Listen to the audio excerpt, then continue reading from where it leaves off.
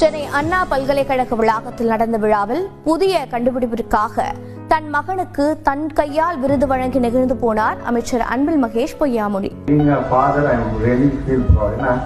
நேற்று நான் நாகப்பட்டினத்தில் முடிச்சு நான் வந்தேன். வந்துட்டு பொதுவாக நான் வரும்போது சில்ட்ரன் என்ன பண்றீங்கன்னு என் சின்னவர் எனக்கு போனே பேசுறது நான் ஒரு ப்ராஜெக்ட் விஷயமா ஃப்ரெண்ட்கிட்ட பேசிட்டு இருக்கிறேன், டிஸ்டர்ப் பண்ணாதீங்க நீங்க அப்படின்னு சொன்னேன். சரிப்பா நான் டிஸ்டர்ப் பண்ணேன். நைட்டு 10:30 போல ஃப்ரெண்டு வீட்டிலேருந்து என்கிட்ட சொல்ல நாங்கள் என்ன டிஸ்கஸ் பண்ணுங்க தெரியுமா, ஒரு பயோ மாடல் மாதிரி நம்ம பண்ண போறோம்.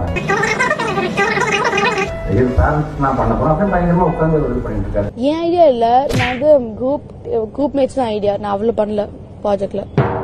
அப்பா கிட்ட ஏதாவது சொல்லணுமாப்பா? IGCSE சிலபஸ் ஈஸியஸ்ட் மேத், கஷ்டமான லாங்குவேஜ்னா எதுல பிரெஞ்சு தான் உங்க லாங்குவேஜா? ஆமா தான். தமிழ் கிடையாது. நான் தமிழ் எடுக்கல. காலங்காத்தால உனக்கு குறவழி வரைக்கும்